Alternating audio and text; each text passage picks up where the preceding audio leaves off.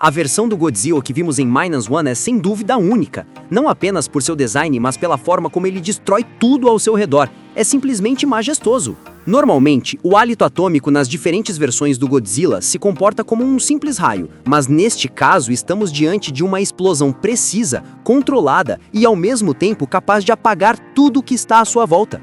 E isso levanta uma série de questões interessantes, como por exemplo, como o hálito atômico deste Godzilla realmente funciona? Que mecanismo biológico o torna possível? Qual é o segredo da sua biomecânica? E por que esta versão é, talvez, a mais próxima da ficção científica realista que já vimos? A verdade é que, particularmente, quando vi esse hálito atômico, pensei imediatamente: este Godzilla não tem um hálito atômico, é mais como uma bomba concentrada.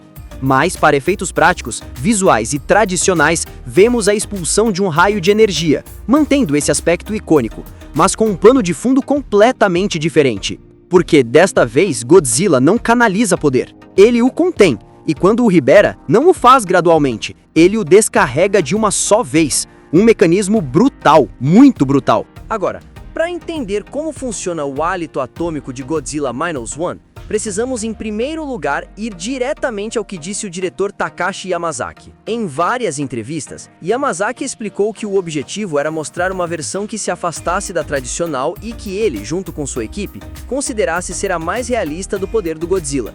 Algo que parecesse mais uma bomba atômica viva do que um monstro lançando fogo. Mas, ao mesmo tempo, que o impacto visual fosse tão devastador e surpreendente que os espectadores não pudessem fazer outra coisa senão prender a respiração. Segundo Yamazaki, o raio deste Godzilla não é inspirado em uma arma de energia, mas sim em uma bomba de implosão nuclear. Ou seja, uma explosão que primeiro colapsa para dentro para depois liberar todo o seu poder em uma fração de segundo. Por isso, quando observamos que as espinhas dorsais se iluminam e se desprendem, não é uma decoração nem um simples efeito visual, é a representação de como o corpo dele carrega, contém e finalmente detona essa energia como se fosse um único disparo. O diretor também explicou que Godzilla não apenas lança seu poder, mas que toda vez que o faz, ele rasga as espinhas internamente para liberá-lo.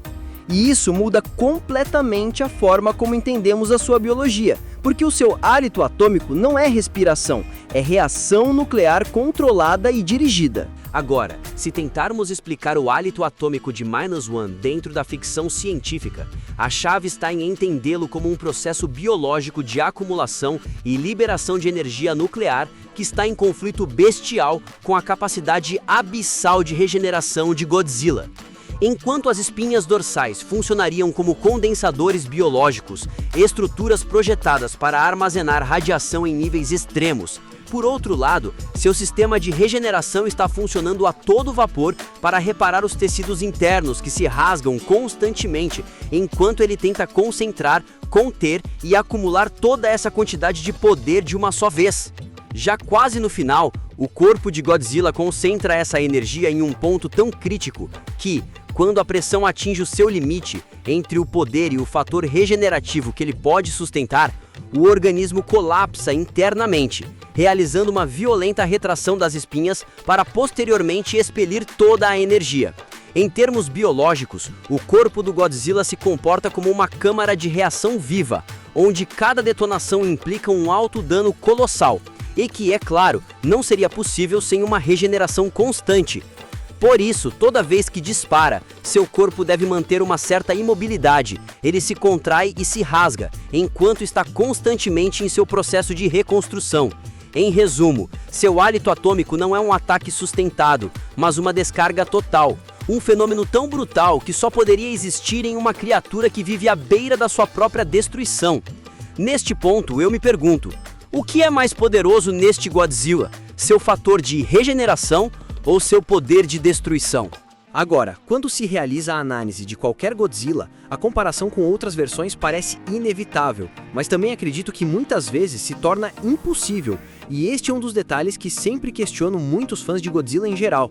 Por exemplo, há alguns dias publiquei vários shorts fazendo uma breve análise a respeito do Shin Godzilla e como considero que ele poderia ser um dos mais poderosos de todos. E claro, não faltou quem dissesse, mas o Shin Godzilla não luta, mas o Shin Godzilla não se move, ele não faz isso ou aquilo. O ponto é que cada versão do Godzilla existe dentro de seu próprio universo com regras de físicas completamente distintas entre si. No caso do Shin Godzilla, ele evolui, e muito rápido. Portanto, não sabemos qual é a sua versão final, e a minha conclusão se baseia em outras características que basicamente me levam àquele ponto. Godzilla Minus One também não é exceção. Esta criatura pode não ser a maior, nem a mais resistente, nem talvez a melhor lutadora de todas, mas o que a tem é o hálito atômico mais devastador jamais mostrado na tela. Provavelmente sua capacidade de regeneração lhe dá, sei lá, uma boa vantagem em caso de luta. Mas mesmo assim, o que o torna temível não é o seu tamanho, mas a sua natureza básica, porque este Godzilla não luta, ele detona. E para mim, sem dúvida, Minus One representa a versão mais destrutiva do Godzilla jamais criada no cinema. Na verdade, eu consideraria que a destruição deste Godzilla é maior do que a do Godzilla Burning. No final, o verdadeiro fascínio de Godzilla Minus One não reside apenas no poder do seu rugido, mas no terrível sacrifício biológico que tudo isso implica. Esta criatura é a encarnação da energia nuclear, um ser que deve destruir-se constantemente apenas para liberar seu potencial. Isso nos deixa uma reflexão profunda sobre a guerra e o poder. A maior força provém da capacidade de conter e da vontade de pagar um preço colossal. Godzilla não é necessariamente um deus invulnerável. Ele é uma bomba viva, preso em um ciclo eterno de criação, dor e reconstrução. E é nesse conflito interno, essa batalha constante entre sua regeneração e sua necessidade de detonar, o que o transforma em um símbolo tão temível e, ao mesmo tempo, tão trágico. A destruição e a sobrevivência são duas faces da mesma moeda. Espero que deixe a sua opinião na seção de comentários e, bem, se tiver alguma pergunta adicional, espero ler você. Vamos ver alguns comentários de pessoas legais. Eu diria que o Shin seria superior ao Minus One e ao Scylla. Já que o Shin é maior, mais pesado, ok. A escala e o alcance são fatores totalmente cruciais. Mas o interessante do Minus One é que seu poder não depende do tamanho, mas da densidade energética do seu hálito atômico. Enquanto o Shin canaliza poder do seu núcleo, o Minus One condensa-o e o libera como uma explosão direcionada. São duas filosofias biológicas distintas. O Shin evolui, o Minus One detona. Agora, se estivermos falando sobre quem partiria os dois ao meio, é claro que o Shin Godzilla teria a vantagem nesse aspecto. Agora, qual dos dois tem a destruição mais devastadora? É claro que o Minus One é o que causaria mais danos em um curto período de tempo. Como disse, são universos completamente diferentes. Bom, pessoal, se vocês chegaram até este ponto, de verdade, muito obrigado. Lembrem-se sempre de que se desejam continuar recebendo conteúdo único e interessante, basta se inscreverem. Eu sou o Cyber e esta é a Cyberzone. Então, até o próximo vídeo.